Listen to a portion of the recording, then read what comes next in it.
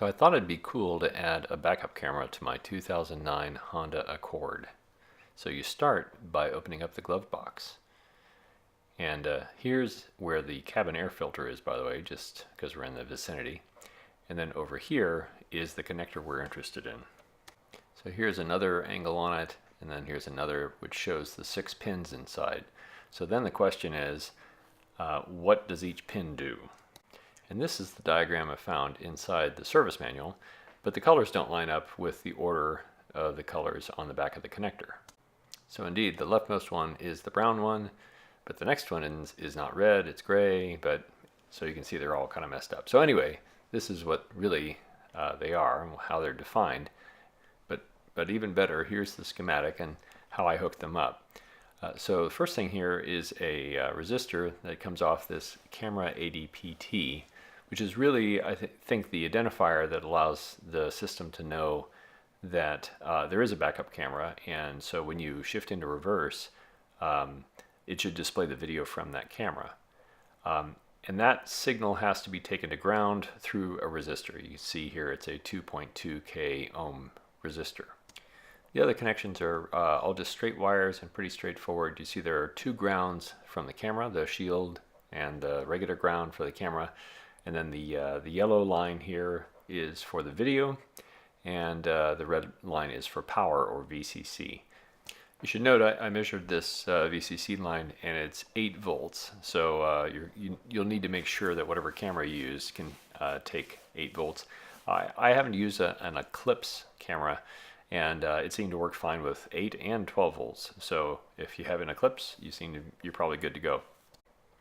So now we're back to these 6 pins. So now we know what they are. Now we got to get them connected to the camera. And I didn't want to spend the $130 or whatever it is for the wiring harness for this, so I just wanted to use something cheap and easy. So I'm just going to use these jumper wires that I had lying around. These are available on Amazon, very common. You just need the female variety to slide over those pins. So it takes a little bit of gymnastics to try and shove those jumper wires in over those pins, especially up underneath the dash like that, but eventually you get to it. And then here's what the wiring actually looks like. This is where I'm wiring it up to this cable, which will actually go down the side of the car and all the way to the back to the camera. So here's just a quick shot of the cable description. This is stuff I had lying around, but it is shielded, meaning that ground has a shield that wraps around the 2 interconnectors. So the 2 interconnectors are the power and the video signals, and then the shield ground goes around that. But it is a very common type of cable, and I want to say I got it at Home Depot, but I really don't remember. But certainly something like a microphone cable would work very well too, or a shielded stereo cable. So this is the connection to the camera itself. You'll see there's a red wire there, that's power. There's a black wire that has a yellow covering on it, and that's the video. And then the other one is the ground, of course. The uncovered one is the ground. And then here's a shot of the camera in place, and I just used contact cement to cement that underneath the lip that it overhangs the license plate. And then here's where I drilled out this plug for the wire to go through.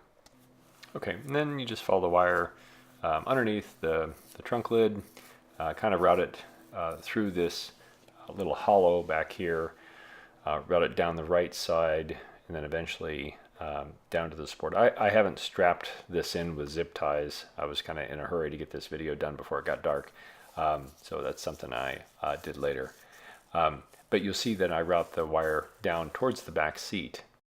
And then you just pull on this little lever here to drop the back seat, and then that allows you to route it into the main cabin. And then from the front, obviously the wire has to come down from the back of the glove box, down the right side, and I just tucked it behind the trim here, and you can kind of press it in. In some tight spots I kind of had to use a screwdriver to lift up the trim to slide the wire underneath, but I didn't actually take the trim off, I just sort of slid it underneath. Okay, so then here's the moment of truth. Fire the car up, put it in reverse, and there's the image. So I'm going to call this a success.